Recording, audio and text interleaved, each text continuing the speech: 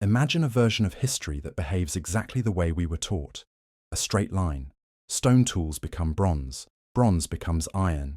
Iron becomes steel. Precision arrives late, slowly, after thousands of failures.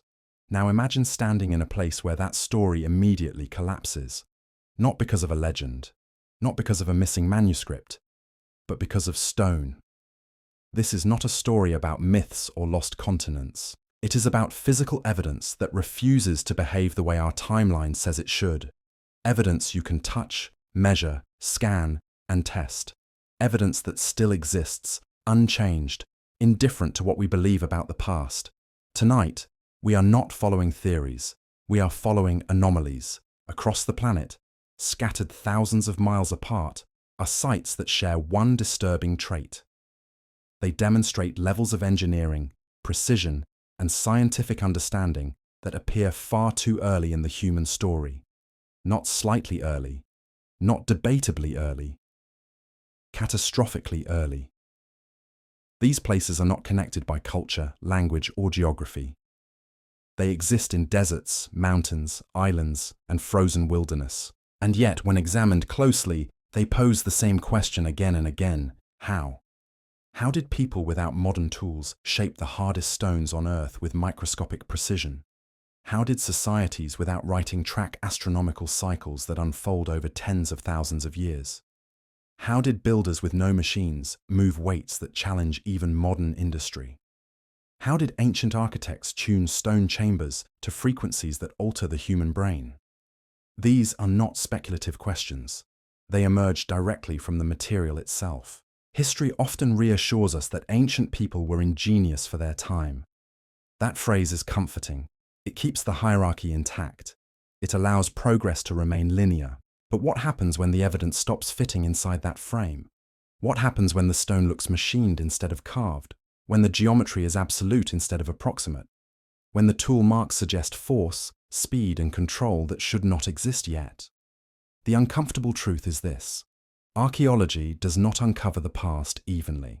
It recovers what survives. And what survives is often the hardest, strangest, and least representative fragments of entire civilizations. We are not seeing the full picture. We are seeing what decay failed to erase. And sometimes, what remains is enough to destabilize everything built on top of it. This journey will take us into mirror-polished granite chambers cut into Indian mountains, into stone circles in a desert that once mapped the stars with impossible patience, across plateaus where granite was drilled as if by machines, into frozen ranges where blocks weighing thousands of tons sit stacked at right angles, beneath islands where sound itself was engineered to alter the human mind, onto remote shores where giants of stone once walked. Each site on its own is strange. Together, they are impossible to ignore. We are not here to claim a hidden super-civilization. We are not here to rewrite history with fantasy. We are here to confront a quieter, more unsettling possibility. That human capability has risen, fallen, and risen again, and that some of its highest peaks were buried so deep in time that we forgot they ever existed. The timeline we inherited may not be wrong because it is malicious. It may be wrong because it is incomplete. And the deeper we dig, the more that incompleteness begins to matter. The first crack in the story waits inside an unassuming hill in eastern India, a place that looks ordinary, weathered, and ancient until you step inside. From the outside, there is nothing about the Barabar Hills that prepares you for what they contain. They rise quietly from the landscape of eastern India, low, rounded ridges of ancient Precambrian granite, scarred by wind, rain, and time. To the untrained eye, they look exactly like what they are supposed to be, some of the oldest rock on Earth, exposed and weathered over billions of years. The kind of place you would pass without stopping. The kind of terrain that suggests geology, not engineering. Locals have walked these hills for generations. Shepherds, farmers, pilgrims. Nothing about the surface announces a technological mystery. No towering ruins, no shattered columns, no dramatic silhouettes against the sky. just stone. And that is precisely what makes what comes next so unsettling. Hidden within these hills are chambers that do not belong to the landscape that surrounds them. They are not eroded hollows. They are not natural caverns enlarged by water. They are not crude shelters chipped out by hand. They are exact. The Barabar caves are carved directly into solid granite, one of the hardest, most unforgiving materials available in nature. Granite is not limestone. It does not yield easily.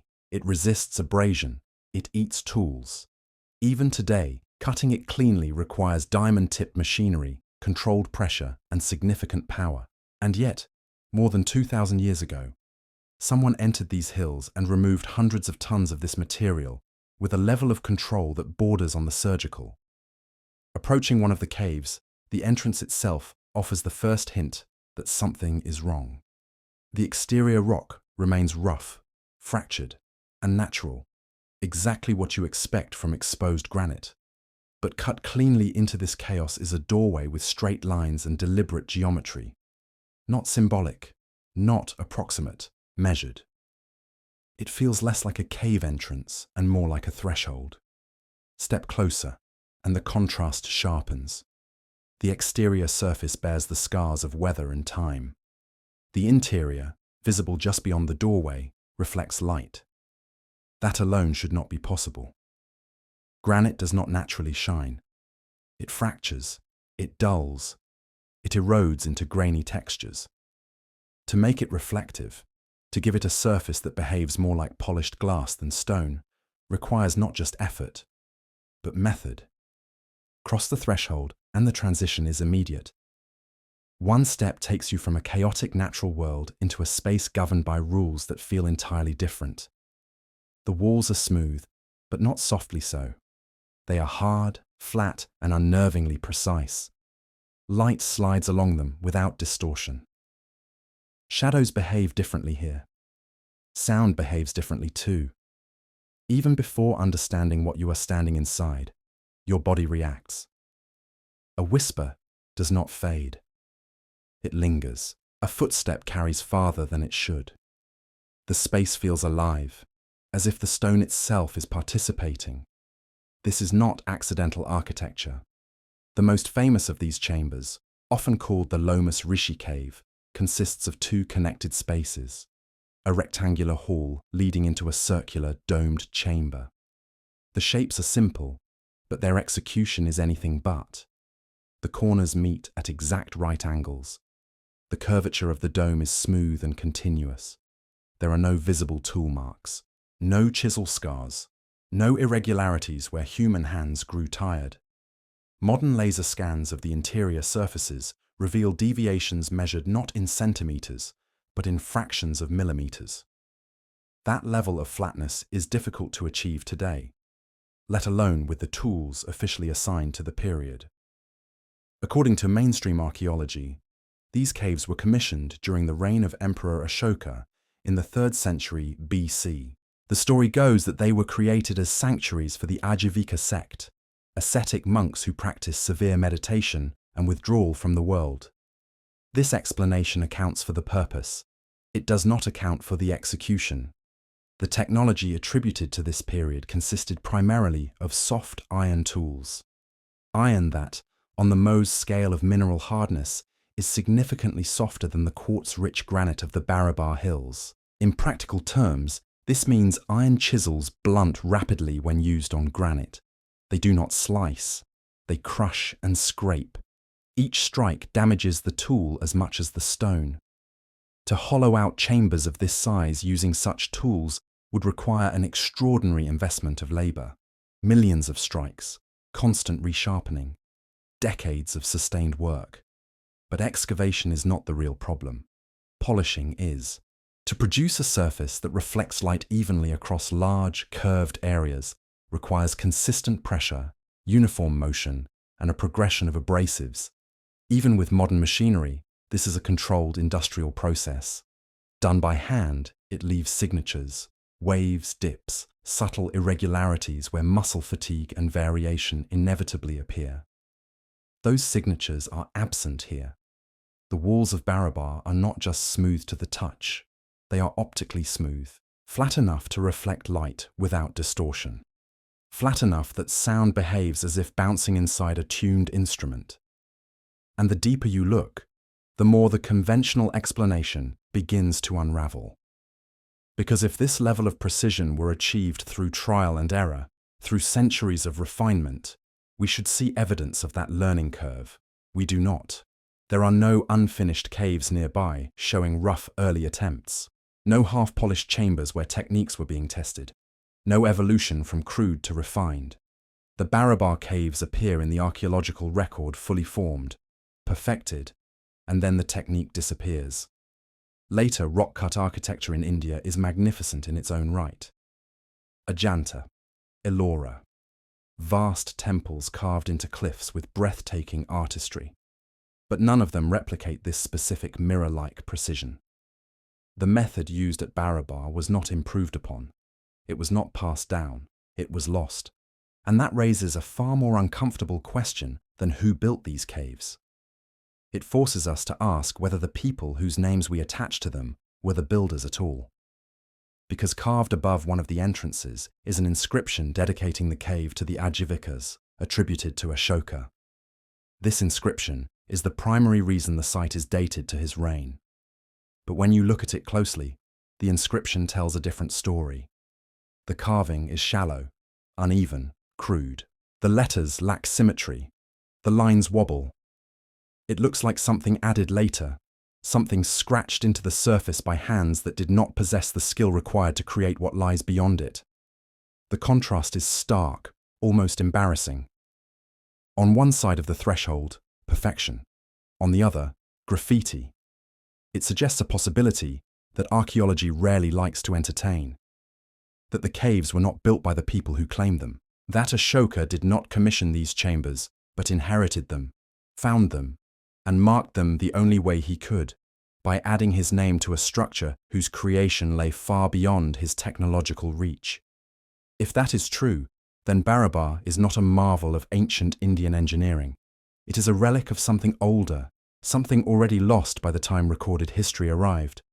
And the stone itself, silent, reflective, unyielding, does not care which explanation makes us more comfortable. It only preserves the truth of how it was shaped. And that truth forces us to keep digging. There is another layer to the Barabar mystery that cannot be seen with the eyes alone. It is heard. Stand inside one of these chambers and speak, softly. The sound does not behave as it should. It does not scatter or dissolve into the corners. It returns to you, whole, amplified, and lingering, as if the stone itself is answering back.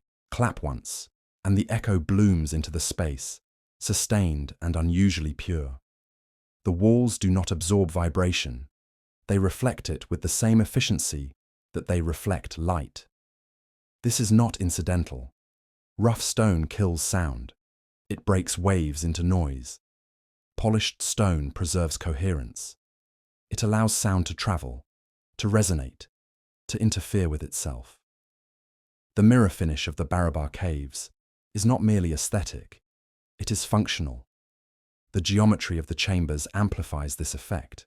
The rectangular entrance hall funnels sound into the circular domed chamber, where waves converge, reinforce, and linger. This creates standing waves, zones where sound pressure builds and remains stable. In modern terms, this is acoustic engineering. The builders understood that shape and surface could be used to manipulate sound, not symbolically, physically. This realization reframes the entire site. These were not shelters. They were not storage rooms. They were not decorative monuments. They were instruments. Sound is not just something we hear. It is something we feel. Low-frequency vibrations pass through bone, tissue, and fluid. Certain frequencies are known to alter breathing, heart rate, and brain activity. Today, we study these effects in laboratories under the fields of psychoacoustics and neurobiology. But the physics itself is ancient. The Ajivika sect, to whom the caves were later dedicated, were known for extreme asceticism and deep meditative practices. They believed in determinism, in the inevitability of cosmic order, and they practiced prolonged sensory withdrawal. A chamber that isolates the senses, amplifies sound, and creates a disorienting acoustic environment would be an ideal setting for inducing altered states of consciousness. The stone does not merely contain space, it shapes experience. What makes this unsettling is not the idea that ancient people use sound in ritual. That is well established. Drums, chants, flutes, horns all appear early in human culture. What is unsettling is the precision. To carve a chamber that consistently produces predictable acoustic effects requires feedback. You must test as you build, adjust, measure, listen, modify geometry until the desired resonance emerges. This implies intentional design, not accident. And then there is the abandoned cave. One of the Barabar chambers was never completed. The entrance facade remains partially carved, frozen mid-process. But inside, the sections that were finished are already polished to perfection. This detail matters. It suggests that polishing was not the final decorative step. It may have been intrinsic to the method itself. The surface did not become smooth because it was rubbed endlessly. It may have become smooth because of how the stone was worked at the moment of removal. This has led some researchers to propose an uncomfortable hypothesis, that the builders were not chipping granite, they were transforming it.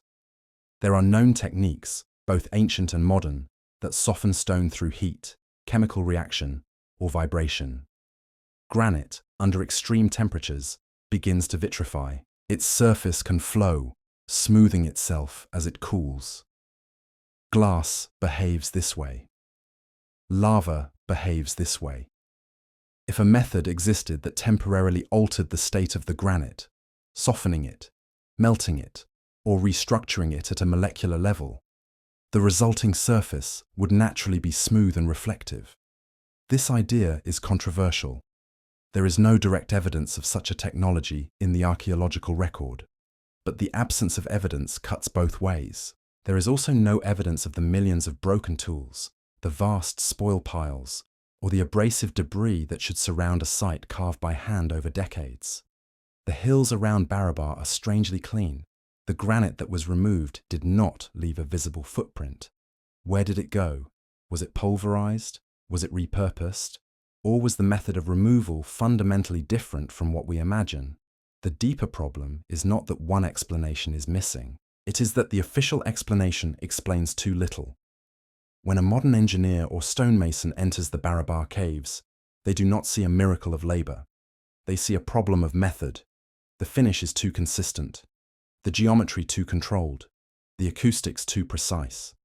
And when asked how they would replicate it today, the answer is not simple. It would require power, specialized tools, advanced abrasives. 9,000 years ago, the Sahara did not look like a desert. Where there is now cracked earth and relentless heat, there were once lakes, grasslands, and seasonal rivers fed by monsoon rains. Animals grazed, people followed them. The sky was clear, wide, and intensely observed. This lost landscape is known as the African humid period, and it is here, deep in what is now southern Egypt, that the next fracture in the historical timeline appears. The place is called Nabta Playa. Today, it is a windswept basin of sand and stone, located hundreds of kilometers from the Nile. There are no temples, no cities, no monumental architecture rising against the horizon. At first glance, it looks empty. But embedded in this emptiness are stones that should not be here. They are not random. They are not decorative. They are not casual. They are deliberate. At the heart of Nabta Playa lies a small stone circle, barely 12 feet across. Weathered, modest, easily overlooked. Yet its simplicity hides an extraordinary level of intent. This is not just an arrangement of rocks. It is a calibrated instrument, an astronomical one. Long before the first pyramid stones were set at Giza, long before hieroglyphs or dynasties, the people of Nabta Playa were aligning stone with sky, not just to mark seasons, but to track movements so slow they cannot be perceived within a single lifetime. The key lies in a phenomenon most people never notice. The Earth does not spin upright. Its axis wobbles, slowly, steadily, like a dying top. This motion, called axial precession, causes the positions of stars on the horizon to shift over time. A full cycle takes approximately 25,920 years. The shift is subtle, 1 degree every 72 years. To detect it, you need patience. To measure it, you need records. To understand it, you need abstraction. Yet the stone alignments at Nabta Playa correspond with the rising of specific stars, particularly Sirius and stars associated with Orion, at positions that match their locations thousands of years ago. This is not coincidence. Computer simulations have shown that around 6,000 to 7,000 BC, these stones pointed with remarkable accuracy to celestial events that marked seasonal changes long before agriculture dominated the region. These people were not merely watching the sky, they were calculating it. This creates a problem. According to mainstream archaeology, the inhabitants of Nabta Playa were nomadic cattle herders. They had no writing, no cities, no metallurgy. They moved with the rains. They are often described as simple, mobile, and technologically limited. And yet, here they were, returning to the same spot in the desert over centuries, possibly millennia, to maintain and refine a cosmic map. This implies continuity, a shared framework of knowledge passed across generations. A cultural memory long enough to notice changes that unfold over hundreds of years. This is not casual stargazing. It is long-term scientific observation. Excavations at Nabta Playa revealed far more than a single stone circle. The site includes multiple alignments, megalithic rows, and burial tumuli. Some stones were intentionally buried after being shaped, a practice also seen at much older sites like Göbekli Tepe in Turkey. This behavior matters. Burying monuments is not the act of an ignorant culture. It is ritual closure, a recognition that a site has fulfilled its purpose. It suggests reverence, not abandonment. The engineering required is also routinely underestimated.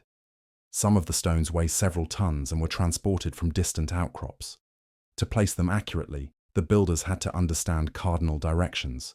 They had to know where true north was, without compasses. This knowledge would later appear fully formed in dynastic Egypt. That is not a coincidence either. For decades, historians struggled with a fundamental question. How did Egyptian civilization emerge so suddenly, with advanced astronomy, mathematics, and stone construction seemingly appearing out of nowhere? Nabta Playa provides a missing chapter.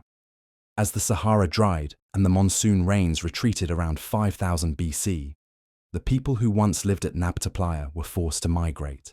The most logical destination was east, toward the Nile Valley. They did not arrive empty-handed. They brought with them cosmology. They brought solar alignments.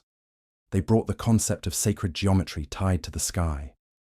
The pharaohs did not invent these ideas. They inherited them. The implications are profound. Civilization did not ignite spontaneously along the Nile. It crystallized there, condensing knowledge that had been accumulating quietly in the desert for thousands of years. This forces us to rethink the so-called primitive label often applied to Neolithic cultures. The people of Nabta Playa were not stumbling towards civilization. They were already practicing science. Their world was changing. The lakes dried. The land became hostile.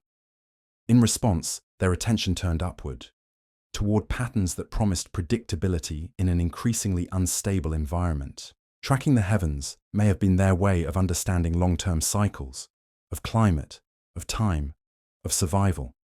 And when they left, the desert reclaimed their observatory. Sand buried stone. Memory faded. History skipped a page, but the alignments remained. And when rediscovered in the 20th century, by chance during a drive through the desert, they reopened a question that refuses to stay closed. If people without writing, cities, or metal tools could measure the slow wobble of the earth itself, then what else were they capable of? And how much of that capability vanished when the climate turned against them? Because once again, stone is telling us the same story Barabar did. The knowledge was real, the precision was intentional, and the loss was total.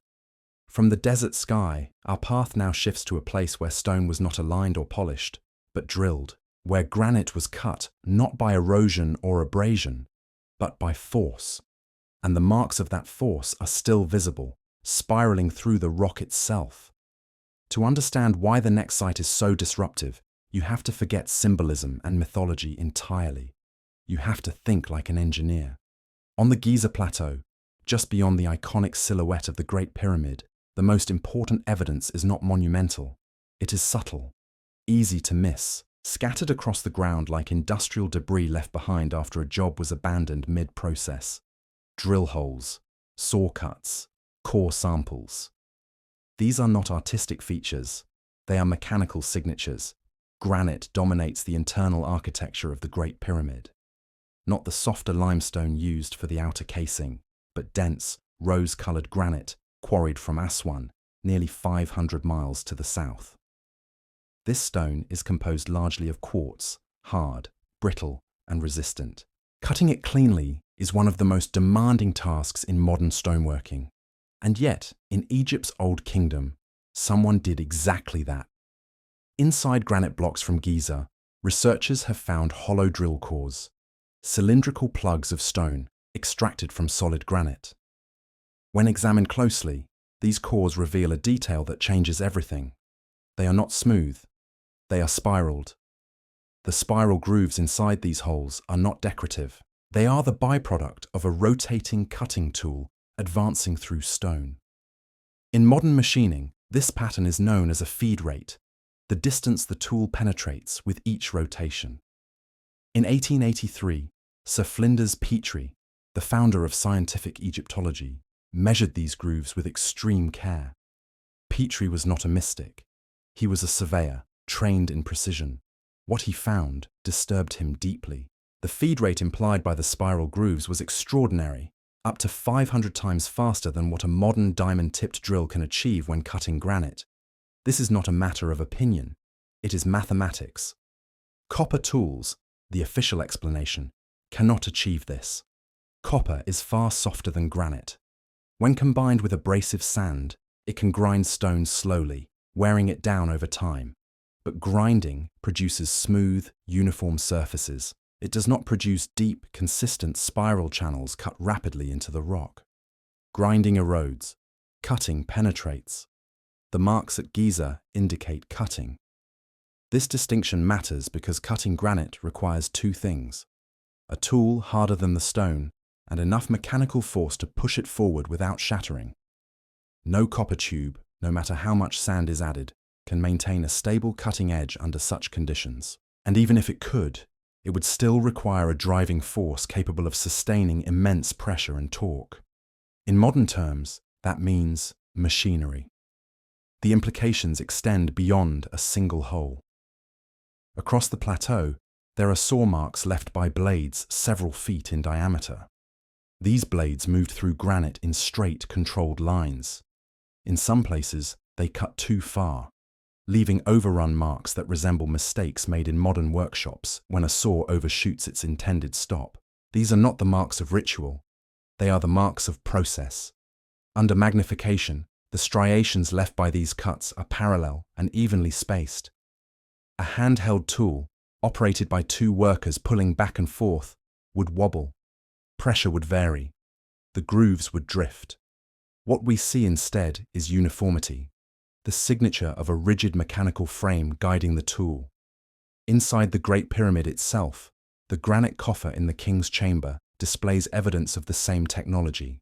It appears to have been hollowed out by overlapping drill operations. The corners bear scars where the tool cut too deep before being withdrawn. These imperfections were never polished away. It is as if the builders were unconcerned with hiding the method. They assumed no one would ever question it. This raises a troubling point. The later dynasties of Egypt never replicated this level of precision. New Kingdom temples are magnificent, but their granite work is rougher, slower, less controlled.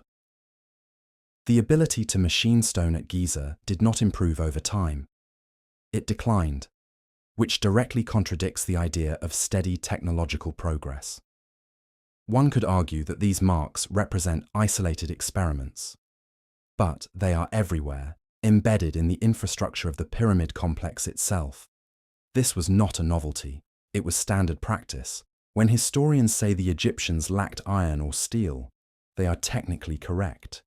But that does not automatically imply they lacked advanced technology. It only means their technology followed a different path, one that left behind results without leaving behind tools. Just as laser cutting leaves no blade, and water jet cutting leaves no saw, an advanced method can disappear entirely if its supporting infrastructure collapses. And collapse is written into the Egyptian timeline. The Old Kingdom ended abruptly. Central authority fractured. Knowledge systems broke apart. Skills that required coordination and specialization vanished. What remained was imitation, stoneworking that copied forms without reproducing methods. By the time Egypt reached its cultural peak, the technology that built its most famous monuments was already gone. The Giza Plateau, then, is not the birth of Egyptian engineering. It is its fossil, a snapshot of a moment when stone was treated not as something to be chipped patiently, but as something to be shaped decisively, by force, by precision, by a method that no longer exists. And if such a capability could rise and vanish along the Nile, then it could vanish elsewhere too. Far from deserts and pyramids, in a place where snow and silence dominate the landscape, stone stands stacked in a way that pushes this mystery to its absolute limit. Because cutting granite is difficult, but moving thousands of tons of it is something else entirely. The Siberian mountains are not where history expects to find engineering. They are remote, brutal, and unforgiving. Long winters, thin soil, short summers. According to the standard narrative, this region was inhabited only by small mobile bands of hunter-gatherers, people focused entirely on survival, not construction. And yet, in the Kiovo Mountains of southern Siberia, stone stands arranged in a way that defies that story. This place is known as Gornaya Shoria. What confronts you there does not look like a ruin in the conventional sense. There are no collapsed temples, no decorative carvings, no inscriptions proclaiming kings or gods. Instead, you find walls, vast, towering walls, assembled from granite blocks so large that even describing their weight feels abstract. Some of these stones are estimated to weigh over 3,000 tons. To put that into perspective, the heaviest stones used at Baalbek in Lebanon, long considered the pinnacle of ancient heavy lifting, weigh around 1,000 tons. The blocks at Gornaya Shoria triple that figure. Modern crawler cranes, machines designed to move rocket stages, would struggle to lift them under ideal conditions. Here, they sit stacked on a mountain ridge. The walls rise more than 100 feet in places. The blocks are rectangular, with flat faces and sharp edges. Many meet at clean right angles. The joints are consistent. The structure resembles Cyclopean masonry, stonework so massive later cultures attributed it to giants. Geologists have an explanation. They say this is orthogonal jointing, a natural process where granite cools, contracts, and fractures along perpendicular planes. Over millions of years, uplift and erosion expose these cracks, creating block-like formations. On paper, this sounds reasonable. In isolation, nature can indeed create right angles, but Gornaya Shoria refuses to stay isolated. The blocks are not merely cracked in place, they appear stacked. Some sit atop others with clear separation lines. In several sections, the stones alternate orientation, resembling the header and stretcher pattern used intentionally in human construction to distribute weight and increase stability. Nature does not stack stones to improve load-bearing. There are also openings, rectangular gaps resembling gates or passageways, cut cleanly through the walls. These openings have vertical sides and horizontal lintels. Erosion is chaotic. It does not carve doorways. Closer inspection reveals additional anomalies. Certain granite surfaces show discoloration and textures consistent with exposure to extreme heat. Not wildfire heat, not surface weathering, but localized thermal alteration, as if the stone was subjected to intense, focused energy. In other areas, there are grooves cut into the rock, deep, straight channels that maintain consistent width and depth across multiple blocks. These grooves do not follow natural fracture lines, they cross them. That distinction matters. Fractures follow weakness. Tools do not. The logistical problem is unavoidable. Even if one accepts that nature created the blocks, it does not explain their arrangement. Gravity does not stack 3,000-ton stones on ridgelines. Frost heave does not align them. Landslides scatter. They do not assemble. If these stones were moved, even short distances, the force required would exceed what ropes, rollers, or sleds could survive. Timber rollers would crush instantly. Stone rollers would pulverize the ground beneath them. There is no flat terrain, no roadbed, no infrastructure, and yet the stones are there. When researchers surveyed the site, they reported something else, something invisible: magnetic anomalies.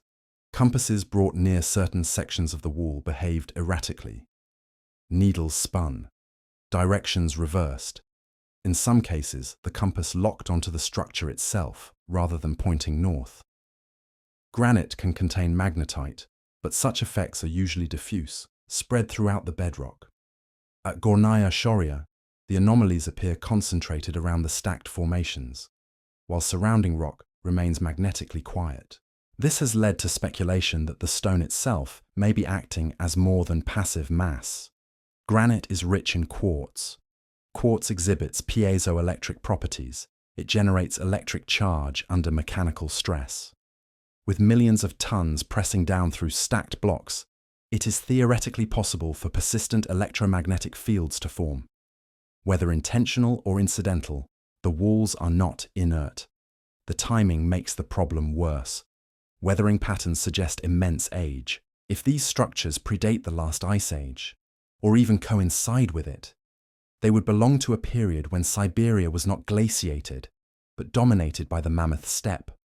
Cold, yes, but resource-rich. Humans lived here as early as 30,000 years ago. Survival, however, is not the same as megastructure construction.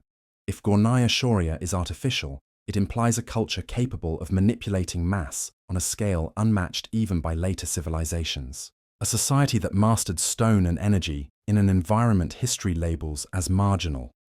Local indigenous legends offer their own explanation. They speak of giants, beings of immense strength who built the walls in an age before the current world. Similar stories appear everywhere. Massive stonework appears: the Andes, the Mediterranean, the Near East.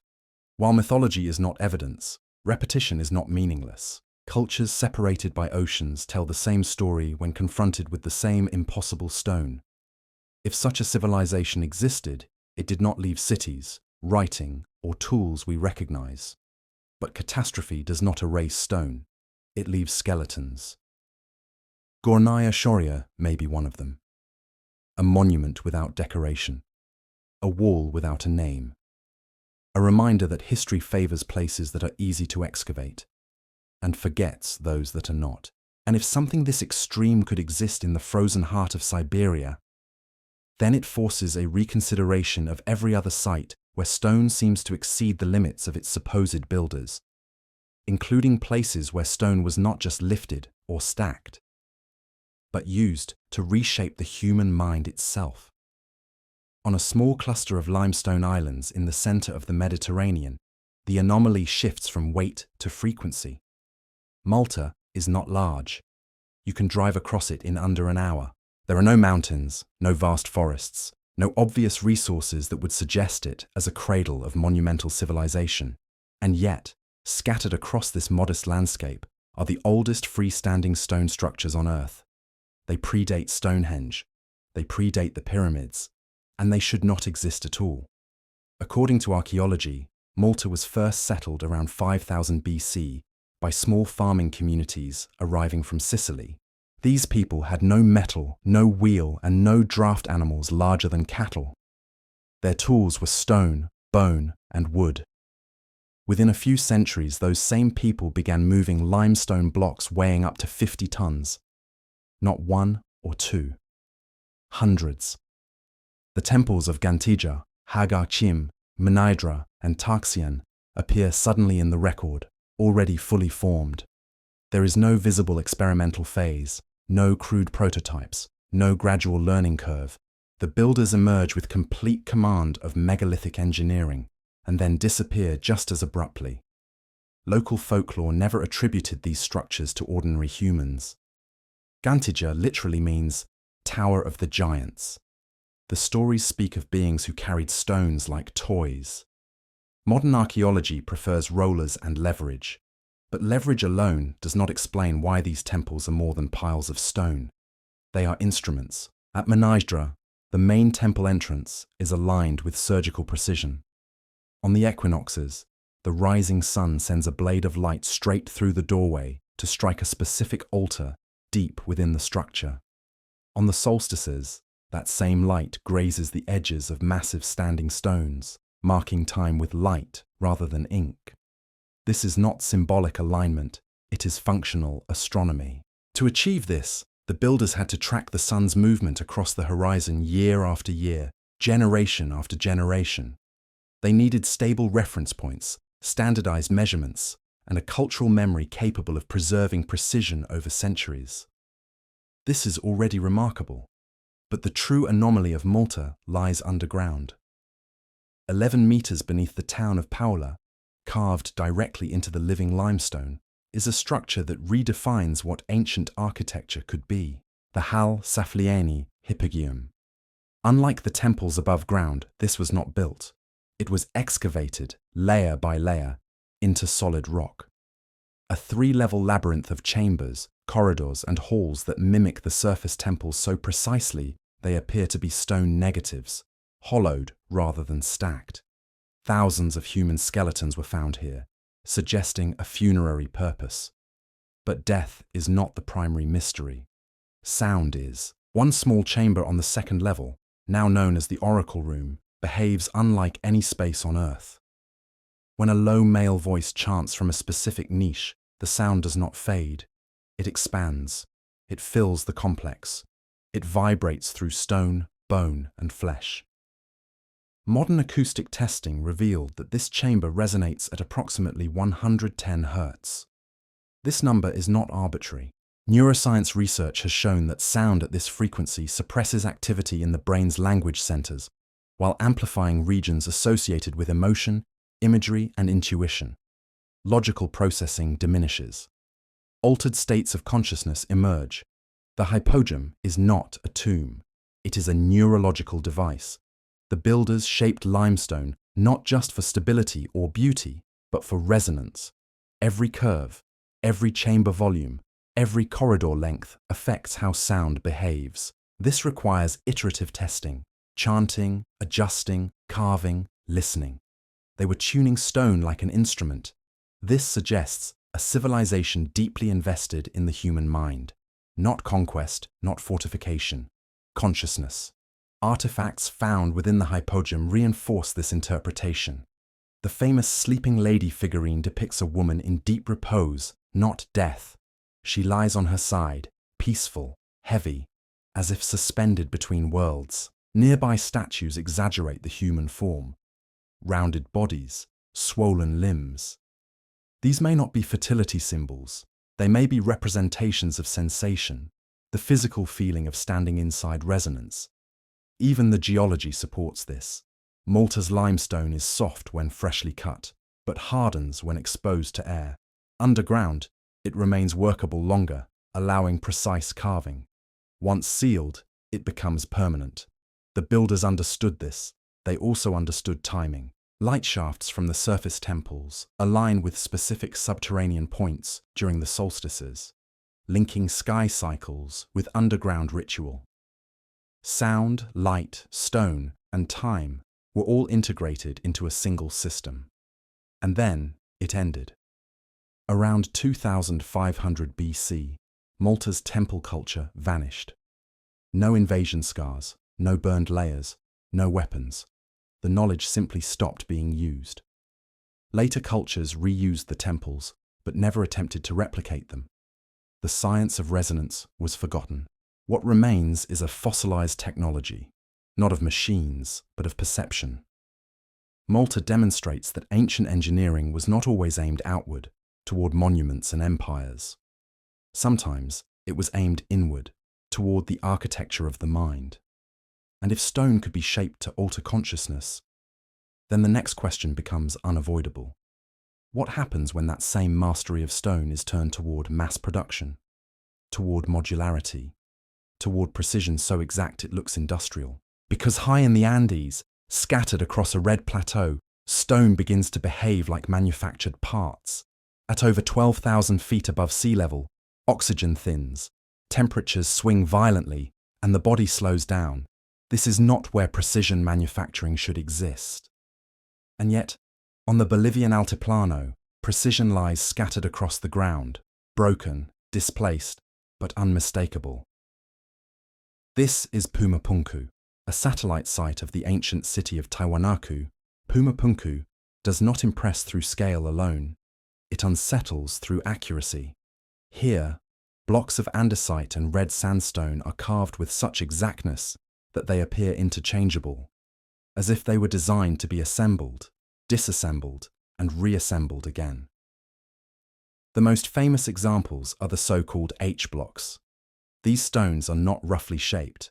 They are complex, three-dimensional components featuring recessed grooves, internal right angles, precise drill holes, and standardized dimensions. Many are nearly identical. You can place one beside another and see that they belong to a system, not a single improvisation. This is modular architecture. Andesite is the problem. This volcanic rock contains high silica content, making it significantly harder than limestone or sandstone. Bronze tools, the best metal available to Tiwanaku, according to mainstream archaeology, are softer than andesite. They dull rapidly. They fracture, yet the cuts at Pumapunku are clean. Internal corners are sharp. Surfaces are flat. Drill holes penetrate straight through dense stone without deviation. Spacing between holes is consistent down to millimeters. To achieve a sharp internal angle in hard stone is particularly revealing. Rotating tools leave curved corners. Hand chisels leave rough ones. Perfect right angles require either reciprocating motion or vibration, tools that move back and forth at high frequency. In modern workshops, that means machines. The surface finish raises further questions. Many stones show a smoothness that lacks the scratch patterns expected from abrasive sanding. The texture suggests molding or high-speed shaping rather than grinding. This has led to the geopolymer hypothesis. According to this theory, the builders of Pumapunku may not have carved these stones at all. Instead, they may have crushed local rock, mixed it with chemical binders derived from plants and minerals, and cast the material into molds, essentially producing a form of ancient concrete. This would explain the uniformity, the internal angles, the lack of tool marks. It would also explain logistics. Carrying bags of aggregate is far easier than transporting 100-ton blocks across rugged terrain. But the geopolymer theory is controversial and incomplete, because evidence exists that some stones were indeed cut. Metal clamps, shaped like I-beams or staples, have been found embedded in the blocks. These clamps were cast in place, molten metal poured into carved channels to lock stones together. Analysis shows they are composed of a complex copper-arsenic-nickel alloy, a metallurgical recipe requiring controlled high temperatures. This was not primitive smelting. It was materials science. The destruction of Pumapunku deepens the mystery. The site looks less like a ruin and more like an explosion. Blocks weighing tens of tons are scattered, overturned, fractured. Some appear tossed, not toppled. Looting does not explain this, nor does gradual decay. Geological evidence suggests a sudden catastrophic event, possibly seismic, possibly hydrological. Sediments resembling lake deposits have been found mixed with the ruins, implying that massive flooding from nearby Lake Titicaca may have reached the site in the distant past, which raises an uncomfortable possibility. If Pumapunku was destroyed by catastrophe, it may predate the culture traditionally credited with building it. Early researcher Arthur Poznansky noticed that the nearby Kalasasaya temple functioned as a solar calendar, but its alignments were slightly off. When he accounted for changes in Earth's axial tilt, he calculated that the temple would have aligned perfectly with the sun around 15,000 BC. Mainstream archaeology rejects this date, but the misalignment remains. Standing among the shattered blocks, the contradiction is unavoidable. A culture with no wheel, no iron, and no written language should not be producing Lego-like stone components from volcanic rock at extreme altitude. Yet the stones exist. Transport compounds the problem. Some quarries lie over 60 miles away, across water and mountains. There are no roads capable of supporting such loads, no traces of ramps, no evidence of large draft animals. Either the stones were cast on site, or they were moved using methods we no longer understand. Local legends speak of stones lifted by sound, of builders who commanded vibration. While such stories are easy to dismiss, they echo patterns seen elsewhere. Acoustic manipulation in Malta, resonance chambers in India, and now precision stonework in the Andes. Puma Punku does not stand alone. It fits a global pattern of stone behaving in ways that suggest knowledge beyond chisels and muscle. And standing watch over this landscape, carved from a single block of stone, is a figure that may hold the key to understanding what kind of knowledge that was. Because at Tiwanaku, stone does not just show us how things were built, it shows us who held the tools. At the heart of Tiwanaku stands a figure that refuses to be dismissed as mere decoration. Carved from a single block of andesite and standing over 11 feet tall, the Ponce monolith rises from the courtyard like a silent operator left behind after the machines were shut down. At first glance, it appears rigid, ceremonial, another stylized deity frozen in stone. But look closer. The surface of the statue is covered in intricate linear carvings, bands, grids, repeating geometric patterns that wrap around the body with mechanical consistency. These are not flowing organic designs. They are structured, modular, repetitive in a way that feels engineered rather than symbolic. Archaeology describes these patterns as textiles, yet textiles do not repeat with this kind of mathematical rigidity. The hands of the monolith are the focal point. In its left hand, the figure holds a kero, a ceremonial drinking vessel used for chicha. This fits neatly into the accepted narrative of ritual and intoxication. But the right hand breaks the story. There, the figure grips a rectangular object with a defined handle and segmented upper structure. It is not decorative, it is functional. The grip is precise. The fingers are detailed down to individual nails, suggesting intentional emphasis on the act of holding. This object does not resemble a symbol, it resembles a tool. Traditional explanations label it a snuff tablet or staff, but its proportions, its geometry, and its placement against the chest resembles something else entirely, a control device, an implement, something meant to be operated rather than admired. Across ancient cultures, gods are depicted holding tools. In Sumer, the rod and ring.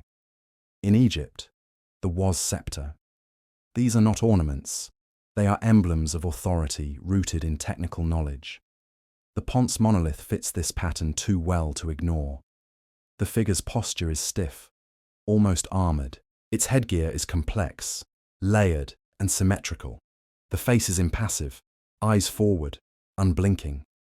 Down the back runs what appears to be a braided structure, often described as hair, but it ends in two distinct terminal forms, as if the braid connects to something. Viewed through a modern lens, the monolith looks less like a god and more like a technician immortalized mid-task. The belt carved around the waist introduces another anomaly. It is decorated with crustacean imagery, crabs and marine forms. Tiwanaku sits high above sea level, hundreds of miles from the ocean, but it lies beside Lake Titicaca, once a vast inland sea in ancient times. Marine symbolism at this altitude suggests memory of water, of floods, of a culture tied not just to mountains, but to cataclysm. The monolith was not meant to stand exposed forever. It was found buried, covered deliberately or by time. Like the Moai of Easter Island, like Göbekli Tepe's pillars, it was hidden, preserved from erosion. Burial is not abandonment, it is storage. When the Ponce monolith is viewed alongside the modular blocks of Pumapunku, the resonance chambers of Malta, and the mirror-polished caves of India, a consistent pattern emerges. Stone is not treated as inert, it is treated as programmable. Cut, tuned, stacked, cast, stone becomes a medium for storing knowledge and manipulating energy. The figure holding a tool may not represent a god-demanding worship, but a master of a system now lost. If this is true, then the collapse of Tiwanaku was not simply political or environmental. It was technological. Knowledge vanished. Techniques were forgotten. The structures remained, stripped of context, reinterpreted as ritual when their function could no longer be understood. And this pattern is not confined to the Andes. Across the planet, in deserts, jungles, islands, and ice, we find the same story repeated. Advanced stonework appearing suddenly, functioning with precision, and then disappearing without descendants. Which forces a final question. If these sites are not isolated miracles, then what connects them? Because somewhere in the Pacific, on the most isolated island on Earth, stone giants stare inland, not as monuments to kings, but as markers of something far older, far more global, and beneath their heads lies the rest of the story. In the middle of the Pacific Ocean, farther from any continent than almost anywhere else on Earth, lies a place that should never have supported a complex civilization. Rapa Nui, better known as Easter Island, is a volcanic speck surrounded by thousands of miles of open water. No rivers, no metals, limited soil. Today, it looks like the end of the world. And yet, nearly 1,000 colossal stone figures stand or lie across the island, the Moai. For generations, the world thought it understood them. Stoneheads, crude monuments, symbols of obsession that drove a small society into ecological collapse. That story collapses the moment you look below the surface. When archaeologists began excavating the bases of the famous heads, they uncovered something deeply inconvenient. The Moai were never just heads. They are full-bodied statues, torsos buried deep in the soil, preserved by centuries of sediment, arms carved along their sides, hands with elongated fingers, detailed loincloths etched into their backs, petroglyphs still sharp after hundreds of years underground. What appeared simple suddenly became monumental. The average Moai stands over 13 feet tall and weighs around 14 tons. The largest erected statue once stood more than 30 feet tall, weighing over 80 tons. And still unfinished at the quarry is El Gigante, a stone giant that would have reached over 70 feet in height and weighed close to 180 tons. That is not symbolic ambition, that is industrial confidence. The quarry at Rano Raraku reveals dozens of statues frozen mid-creation, as if work stopped suddenly. Some are nearly complete. Others are half emerged from the bedrock, their faces already defined, their bodies still trapped in stone. This was not experimentation. This was mass production. The greatest question has always been how they were moved. Easter Island has no trees large enough today to support heavy transport. This fueled the famous ecocide theory, the idea that the islanders cut down every tree to move statues, destroying their own environment in the process. But this theory is now deeply flawed. Local oral tradition has always claimed the Moai walked. For a long time, that was dismissed as myth, until physicists tested it. In 2011, researchers demonstrated that a tall, bottom-heavy statue could be moved upright using ropes alone, rocked side to side, shifting forward step by step. The statue does not roll, it pivots, it walks. This method requires no logs, no sledges, and far fewer people than traditional models suggest. It also explains critical design features. The curved bases of transported statues, and the flattened bases of those already erected. The islanders weren't destroying their environment to move stone. They were using physics. But the mystery deepens when you examine what the moai stand on. The Ahu platforms are not crude foundations. Many are built from hard basalt blocks, fitted together with astonishing precision. At Ahuvinapu, the stonework is polygonal, mortarless, and so tightly fitted that a blade cannot slip between the joints. The resemblance to Inca masonry in Peru is impossible to ignore. Two cultures, separated by thousands of miles of ocean, using the same advanced stone-fitting technique. Coincidence is an increasingly fragile explanation. Genetic studies have added fuel to the fire. While the Rapa Nui people are overwhelmingly Polynesian, traces of Native American DNA have been found in ancient remains, dating to centuries before European contact. The Pacific was not a barrier, it was a highway. The moai themselves appear to be more than ancestors. When researchers mapped their locations, a striking pattern emerged. The statues align closely with freshwater sources, coastal seeps where drinkable water emerges near the sea. On an island without rivers, water is life. The moai may have served as markers, guardians of resources, anchoring survival to stone. Their red top knots, carved from a different volcanic source, add another layer of complexity. Each weighs up to 12 tons. Transporting them required separate logistics, separate planning, and precise placement atop already standing statues. This was not ritual excess. It was coordinated engineering. Even the famous collapse narrative fails under scrutiny. Skeletal remains show little evidence of widespread warfare. No mass graves. No trauma patterns consistent with civil war. Instead, the islanders adapted. They developed lithic mulching, using stones to retain moisture and protect crops. They survived. What destroyed Rapa Nui was not ancient arrogance, but modern contact, disease, slave raids, cultural erasure. By the time outsiders arrived, the story was already broken, like the moai themselves, half buried, misunderstood, and reduced to symbols. But when viewed alongside Malta, the Andes, India, and Siberia, Easter Island stops being an outlier. It becomes part of a pattern, a global one.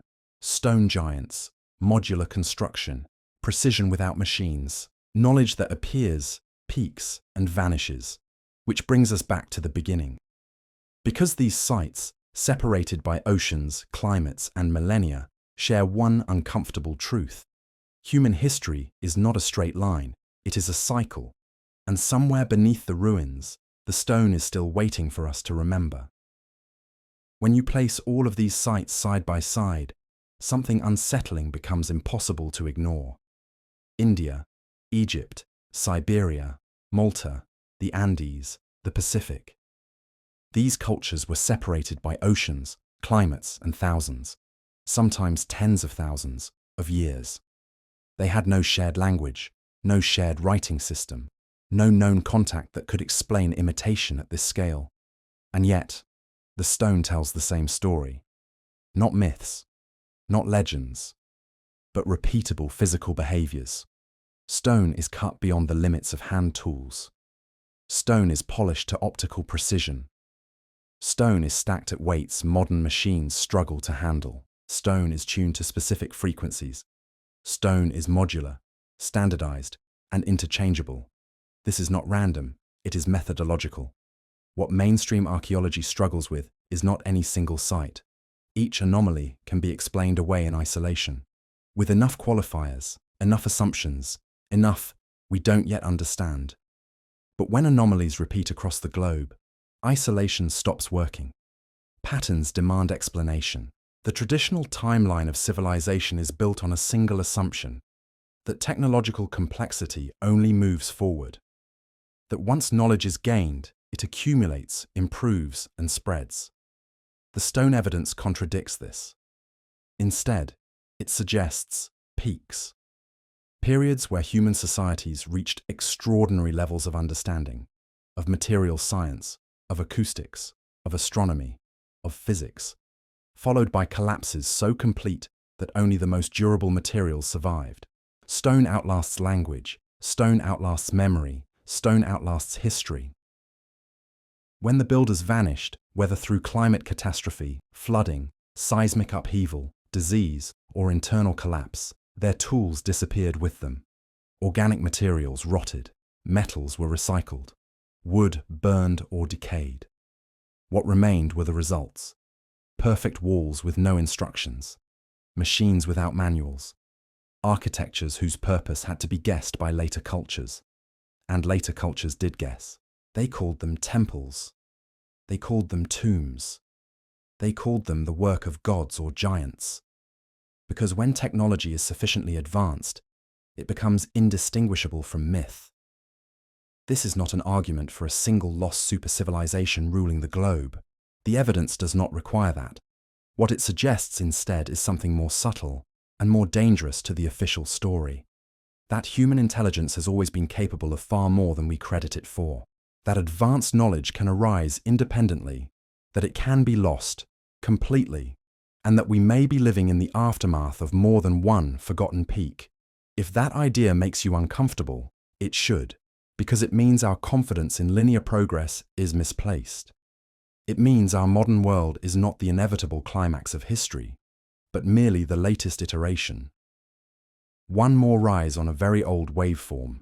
The builders of Barabar did not leave blueprints. The engineers of Giza left no tools. The architects of Malta buried their machines underground. The masons of Puma Punku scattered their components across a plateau. The giants of Rapa Nui let their work sink into the soil, not because they wanted to be remembered, but because stone remembers even when we do not. History, as written, is incomplete, not because of conspiracy, but because of preservation bias.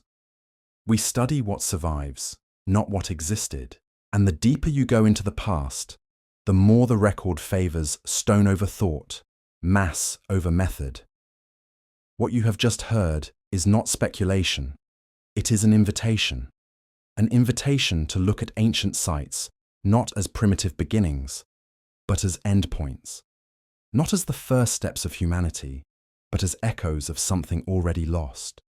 The ground beneath your feet is not empty. It is layered with failed futures. And every once in a while, erosion pulls the curtain back just enough for us to glimpse what came before. History is not finished. It is sleeping. And stone, patiently, is waiting for us to catch up. There is one final detail that often gets overlooked in all of this. Every one of these sites was abandoned, not conquered, not rebuilt, not technologically surpassed. Abandoned. The Barabar caves were never replicated. The granite machining of Giza was never matched again. The resonance science of Malta ended completely. The modular precision of Puma Punku vanished. The Moai industry stopped mid-production. Tools dropped where they lay. Civilizations normally evolve. Styles change. Techniques improve or degrade gradually. You see transitions. You see mistakes. You see experimentation. Here, we see silence. That silence is not empty. It is loaded. It suggests disruption, not slow decline. Knowledge systems that depended on specialists, on oral transmission, on environmental stability. When those systems break, they don't leave ruins. They leave results without explanations. This is why the past feels uncanny. We are not looking at the beginnings of technology. We are looking at its ruins. And that realization forces a different kind of humility. Because if advanced understanding has appeared before, more than once, then it can disappear again. Not because people become stupid, but because complexity is fragile. It requires continuity. It requires memory. Lose enough links in the chain, and even brilliance collapses back into survival. Stone remains. Knowledge does not. That is the real lesson hidden in these places. Not that ancient people were mysterious or magical, but that they were human, capable of genius, capable of coordination, capable of reaching heights we are only now beginning to measure, and just as capable of losing it all. If you listen closely, that is what these sites are telling us. Not stories of gods or giants, but warnings written in the only medium that could survive catastrophe: rock. So whether you are hearing this late at night, half asleep, or watching closely and questioning everything you were taught, remember this: the past is not behind us, it is beneath us, waiting. If this journey made you pause, even for a moment, then it has done its job. And if you want to keep exploring the edges of history where certainty breaks down, you know where to find us. Until next time, let the world go quiet. When you step back and look at everything we have just examined, the most important question is no longer who built these structures. The real question is, why did their knowledge disappear without leaving a technological lineage behind? Because if these sites were the work of isolated geniuses, history would show echoes of imitation. If they were accidents, later cultures would have stumbled upon the methods again. But they didn't. What vanished here was not talent, it was systems. Advanced knowledge does not live in individuals. It lives in networks of specialists, apprentices, rituals, shared language, and environmental stability. When those networks break, the knowledge collapses faster than the stone it created. This is the uncomfortable truth modern society rarely confronts. Technology is fragile. We assume progress is permanent because we live inside it. But even today, most people cannot rebuild the systems they depend on. If global infrastructure failed, electricity, logistics, education, our technological world would unravel in generations, not millennia. The ancient world faced the same vulnerability. The techniques behind Barabar's mirror polish, Giza's mechanical drilling, Malta's acoustic tuning, Pumapunku's modular precision, these were not written in books. They were embodied knowledge, skills learned through repetition, sound, pressure, and intuition, passed from hand to hand, voice to voice. When catastrophe strikes, embodied knowledge is the first thing to vanish. Floods erase workshops. Climate shifts collapse food systems. Disease removes elders. Migration fractures memory. Stone survives because it is passive.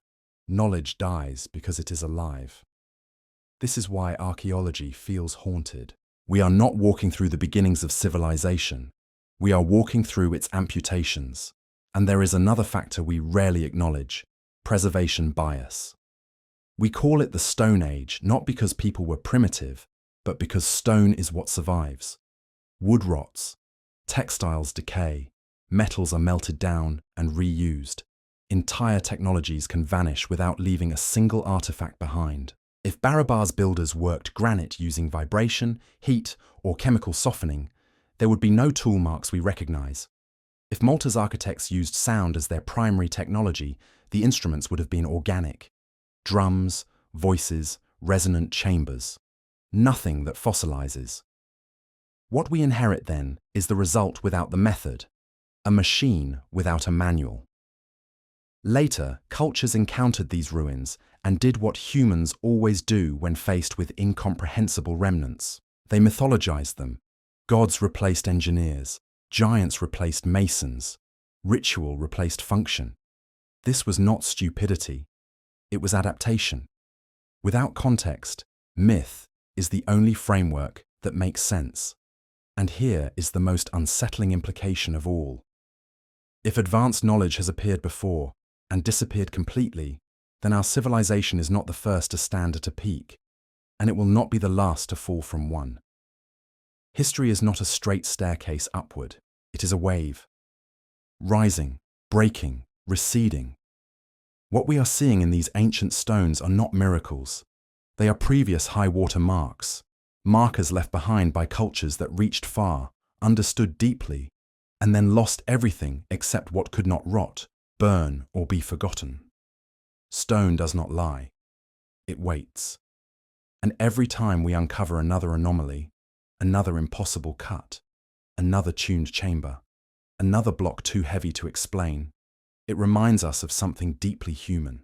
We are capable of far more than we remember, and far more than we are prepared to lose. There is one final layer to this story that deserves attention. Not because it is dramatic, but because it is quietly terrifying. Every civilization we have discussed believed in one way or another that what they were building would last, not just physically, but culturally. They embedded meaning into stone because stone felt permanent, immutable, beyond time. They were wrong. Stone endured. Meaning did not. What survives to the present is not the knowledge itself, but its shadow, a silhouette of capability without explanation. When modern researchers stand inside Barabar or the Hypogeum, they feel awe, but they do not feel familiarity. These spaces do not feel like crude beginnings. They feel like rooms whose purpose we have forgotten. That feeling matters. It tells us that the gap between us and the builders is not just chronological, it is conceptual. We no longer think the way they thought. We no longer approach material, sound, or space with the same priorities. Our civilization measures success through speed, scale, and consumption. Theirs appears to have measured success through alignment, with sound, with the sky, with the human nervous system, with geological forces. This does not make them superior, it makes them different. And difference is often what gets erased first, when knowledge is not written, when it is not standardized, when it depends on ritual, memory, and sensory experience, it becomes vulnerable to disruption. One generation of silence is enough to break a chain that took centuries to forge. This is why no manual survived.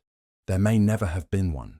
The true technology may have been experiential, learned through apprenticeship inside resonant chambers, through repeated interaction with materials, through traditions that could not be translated into diagrams. You cannot archive intuition. You cannot fossilize understanding. And so what we inherit is stone that behaves strangely, walls that seem overbuilt, alignments that no longer align, and machines that no longer operate. From our perspective, these are mysteries. From theirs, they were probably obvious. This realization should provoke humility rather than fantasy. The lesson is not that ancient people possessed magic or alien assistance. The lesson is that human intelligence has never been linear. It flares, it adapts, it specializes, and under the wrong conditions, it vanishes. We are not standing at the end of history. We are standing somewhere in the middle of a much longer cycle. And the stones we admire are not invitations to worship the past, but warnings written by it. Warnings that say, do not confuse permanence of material with permanence of knowledge. Do not assume complexity is self-sustaining. Do not believe progress is guaranteed. Because if it were, we would understand these places already. History is not unfinished. It is incomplete. And every impossible structure is not asking us to believe in lost worlds. It is asking us to pay attention to the one we are living in now, quietly, before it too becomes stone. And this is where the story truly ends, not with answers, but with responsibility. Because once you accept that advanced understanding can appear, peak, and disappear without leaving a traceable lineage, the past stops being a curiosity and becomes a mirror. We often ask why ancient civilizations fell, but a better question is why we assume we won't. The builders of these sites did not think of themselves as primitive.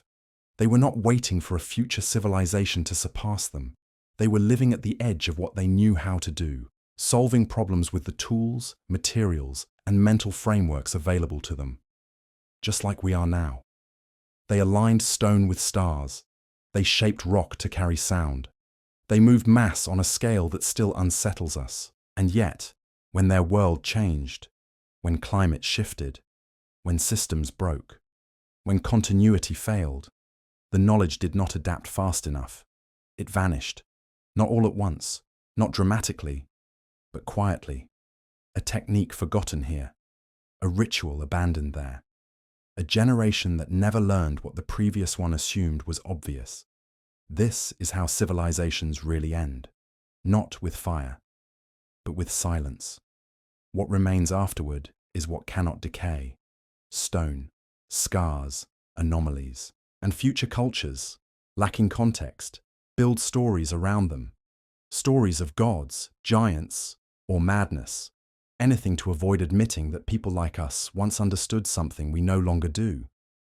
That admission is uncomfortable, because it implies that we too are temporary stewards of knowledge, not its final custodians. The stone does not care who builds it. It only remembers that someone did. And so, as you let this story fade, whether you're drifting towards sleep or staring at the ceiling with new questions, hold on to this one thought. The greatest danger to civilization is not ignorance. It is forgetting how fragile understanding really is. History is not a ladder we climb. It is a terrain we cross. And beneath our feet, buried under cities, forests, deserts and oceans, are the quiet outlines of worlds that once believed they were permanent too. The stones are still here. We are the ones passing through. So let the world grow quiet. Let the questions linger. And remember, the past is not finished speaking. We have simply forgotten how to listen. And perhaps that is the most fitting way to leave this journey. Not with certainty, not with declarations, but with awareness. Because once you start seeing these sites not as isolated marvels, but as remnants of interrupted knowledge, your relationship with history changes. The past stops feeling distant. It stops feeling solved. It starts to feel unfinished. What these stones ultimately show us is not that ancient people were impossibly advanced, but that human potential is deeply contextual. Under the right conditions, intelligence organizes itself into astonishing forms. Under the wrong ones, it fragments just as easily. Civilization is not a straight ascent. It is a balance between memory and loss, between stability and shock, between what is taught and what is assumed. The builders of these places likely believed their knowledge was obvious, embedded in daily life, so fundamental that it did not need to be preserved formally. Why write down what everyone knows? Why record what will surely be passed on? That assumption has ended more civilizations than war ever did. Because catastrophe does not need to destroy stone to erase a culture. It only needs to interrupt transmission. A single generation without teachers. A single migration without elders. A single collapse without recovery. And suddenly, what was once common sense becomes impossible. The mirror-polished walls become mysteries. The tuned chambers become rituals. The machines become symbols. Not because later people were less intelligent, but because intelligence without continuity cannot recognize itself. This is why the past feels so alien. We are not missing information. We are missing context, and context does not fossilize. So as this story settles, allow it to do something subtle. Let it soften certainty. Let it replace the idea of primitive ancestors with something more honest. Humans navigating complexity long before we gave it modern names. Let it remind you that progress is not guaranteed, and that what we take for granted today may one day survive only as shapes without meaning. Because somewhere far in the future, if someone stands among the ruins of our world, they may ask the same questions we ask now. How did they build this? Why did they stop? What did they understand that we no longer do? And the answers may not survive, only the stone. So if this story has followed you into quiet hours, into rest, into that space between waking and sleep, let it do what it was always meant to do. Not to shock, not to convince, but to remind. Civilization is not permanent, knowledge is not self-sustaining, and history is not finished, it is layered. Good night.